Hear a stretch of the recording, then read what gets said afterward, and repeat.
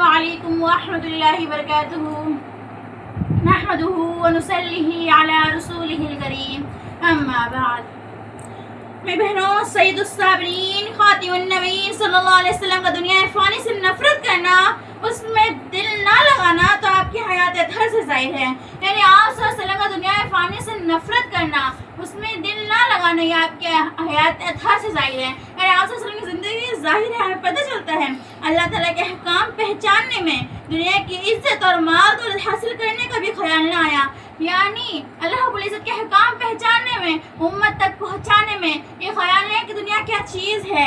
آپ صلی اللہ علیہ وسلم نے اعلان کرا دیا کہ انسانوں، میں تم پر بڑا پننا نہیں چاہتا، نہ کسی سے مال دولت لینا چاہتا ہوں۔ یعنی آپ صلی اللہ علیہ وسلم نے اعلان فرما دیا پوری امت مسلمہ کے لیے، پوری دنیا کے لوگوں کے لیے، اے انسانوں، میں تمہاری بڑا بننا نہیں چاہتا اور نہ تم سے مال دولت لینا چاہتا ہوں۔ ایک دفعہ قریشی لوگوں نے ایک اپنے سردار کو آپ صلی اللہ علیہ وسلم کی خدمت میں بھیجا۔ یعنی قریش کے لوگوں نے اپنے بڑے سردار ہوتے جو قریش کے لوگوں میں پہلے ہوا کرتے تھے، تو انہوں نے آپ صلی اللہ علیہ وسلم کے پاس بھیجا۔ اس نے آپ صلی اللہ علیہ وسلم سے کہا، بھتیجے، آپ صلی اللہ علیہ وسلم کے چاچا تھے، سردار جو تھے وہ آپ صلی اللہ علیہ وسلم کے چاچا تھے، تو انہوں نے کہا، بھتیجے، اگر تم نبوت کے دعوے سے مان لینا چاہتے ہو، یعنی کہنے لگے اگر تم یہ نبوت کا دعویٰ کرتے ہو یا کہ میں اللہ کا پیغمبر ہوں، میں تم اللہ کی طرف بلاتا ہوں، یعنی اگر اس دعوے سے تم مان لینا چاہتے ہو تو ہم تم کو مال دینے کو تیار ہے۔ اتنا مال دیں گے دنیا میں کسی کے پاس نہ۔ چاچا نے کیا کہا تھا؟ اتنا مال دیں گے دنیا میں کسی کے پاس نہ ہوگا۔ اور اگر عزت اور حکومت چاہتے ہو تو ہم تم کو اپنا بادشاہ بنا لیں گے۔ کیا کہا؟ اگر تم عزت اور حکومت چاہتے ہو تو ہم تم کو سب کا بادشاہ بنا لیں گے۔ اور اگر تم حسین و جمیل لڑکیاں چاہتے ہو تو ہم تم کو لڑکیاں دینے کو تیار ہے۔ کیا کہا؟ جو اگر تم خوبصورت لڑکیاں چاہو گے تو ہم تمہیں لڑکیاں دینے کے لیے تیار ہیں۔ چاچا نے آپ کو نبوت چھوڑنے کے کیا راز نہ بتا، اور آپ صلی اللہ علیہ وسلم دنیا کو محبتی نظر سے دیکھا ہی نہیں، بس دین کو پھیلانے سے اللہ رب العزت حکم دیا تھا، بس وہ کام پورا کرنے میں لگے رہے۔ آپ صلی اللہ علیہ وسلم نے فرمایا، اے چچا جان، جو تم نے کہا ان چیزوں میں سے کوئی نہیں چاہتا، میں تو یہ چاہتا ہوں کہ تم سب اللہ تعالیٰ کے فرما بردار بن جاؤ۔ یعنی اتنا سب کچھ کہنے کے بعد، مال اور عزت بادشاہی دینے بولنے کے بعد، تب آپ صلی اللہ علیہ وسلم نے کیا کہا، اے چچا جان، میں کچھ نہیں چاہتا، میں سوائے یہ چاہتا ہوں کہ تم اللہ رب العزت پر ایمان لے کر آؤ، اس وحدہ لا شریک کے سوا کسی کی بات کو پوچھا پاٹ نہ کرو، یعنی اللہ کے سوا کسی کو حکم کو نہ مانو، نہ اس کے آگے سجدہ کرو۔ میں تمہاری ساری دنیا کے لوگوں کی بھلائی چاہتا ہوں اور اللہ تعالیٰ کی تابعدار بندوں جنہیں کی خوشخبری دیتا ہوں، دوزخ کے عذاب ڈراتا ہوں۔ یعنی میں تمہیں خوشخبری دے، اگر تم ایمان لائے اور نیک عمل کیے اور اللہ اس کے رسول کے حکم کے موافق چلو، ان کے خلاف نہ چلے، تو جنت کی خوشخبری دیتا ہوں۔ اگر تم ایمان لائے اور اللہ اس کے رسول کی نافرمانی کری اور ایمان نہ لائے تو تمہارے لیے دوزخ ٹھکانہ ہے اور میں تمہیں عذاب سے ڈراتا ہوں، اس میں میرا کوئی نفع نہیں۔ یعنی آپ صلی اللہ علیہ وسلم فرما رہے ہیں، یہ سب اگر تم ایمان لے کر آئے، نیک اعمال کریں، تو اس میں میرا کوئی نفع نہیں بلکہ تمہارا ہی نفع۔ اگر میرا کہنا مانو گے تو نجات پاؤ گے، ورنہ دوزخ کے آگ میں چلو گے۔ یعنی اگر تم نے میری بات مان لی، اللہ پر ایمان لے آئے اور میری تابعداری کری، اور جیسے قرآن میں بتایا گیا ہے، حدیثوں سے وارد ہے، ان سب چیزوں سے عمل کیا، تو ہمارے لیے ہمیشہ ہمیشہ کے لیے جنت میں عیش و آرام ہے۔ اگر ہم ایمان لانے کے بعد بھی آپ صلی اللہ علیہ وسلم کے طریقے کو چھوڑ دیں گے اور آپ صلی اللہ علیہ وسلم اللہ کے حکم کے خلاف کام کریں گے تو ہمیشہ ہمیشہ کے لیے دوزخ ہے اور اس کی آگ میں جلنا پڑے گا۔ سلطان دو جہاں دستگیر بے گسا صلی اللہ علیہ وسلم کو اپنی امت سے جو محبت ہے وہ آپ کے برتاؤ سے ظاہر ہے۔ یعنی آپ صلی اللہ علیہ وسلم کو جو امت سے محبت تھی وہ آپ صلی اللہ علیہ وسلم کے برتاؤ سے، آپ کے طریقے سے ظاہر ہے۔ آپ کسی وقت بھی امت کو نہ بھولیں۔ ہمارے نبی حضرت محمد صلی اللہ علیہ وسلم اپنی امت، ہم لوگوں کو کسی وقت بھی نہ بھولیں۔ اپنی ساری زندگی امت کی غم خواری اور خیر خواہی میں گزار دی، یعنی اپنی ساری زندگی آپ صلی اللہ علیہ وسلم نے ہمارے خاطر گزار دی۔ رات دن امت غم میں بے چین رہے، یعنی رات دن ہمارے غم میں بے چین رہا کرتے تھے آپ صلی اللہ علیہ وسلم، یہاں تک کہ اللہ تعالیٰ سے دعا فرمائی، اے میرے رب، میں بھی آدمی ہوں، مجھے بھی آدمی ہونے کی وجہ سے غصہ آ جاتا ہے۔ اگر کسی مسلمان کو غصے میں آ کر کوئی بد دعا کرے تو اس کی بد دعا کو اس مسلمان کے اس مغفرت کا ذریعہ بنا دے۔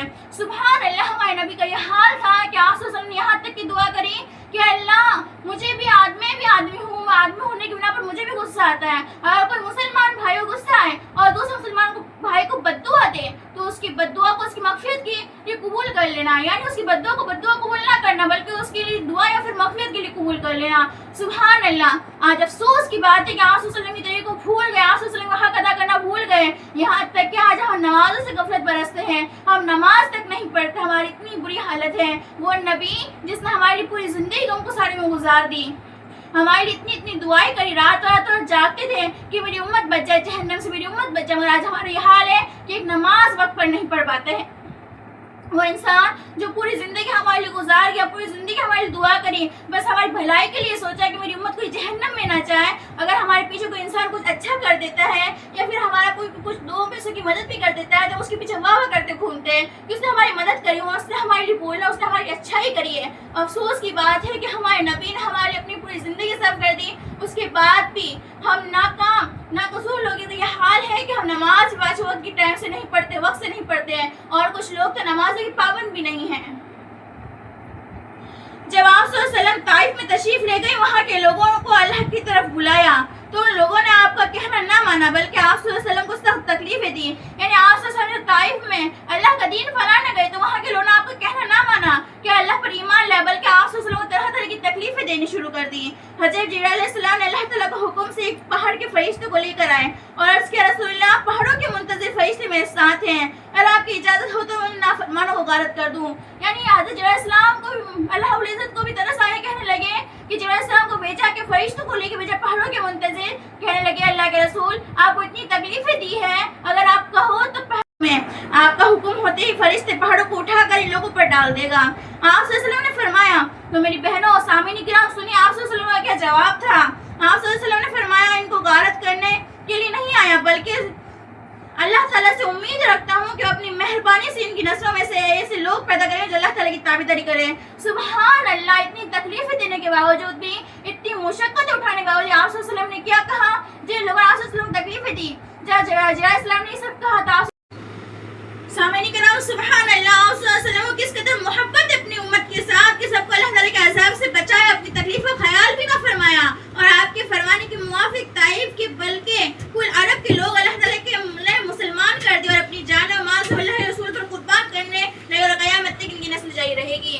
آمین۔ بے شک میری سامعین کرام آپ خود غور کریں، آپ صلی اللہ علیہ وسلم کی تکلیف اٹھائے مگر امت کی خاطر ہر چیز برداشت کرے۔ ہمارے لیے آخر میں دعا کری کہ اللہ رب العزت میری امت کو رسوا نہ کرنا، میری امت کو جہنم سے بچانا۔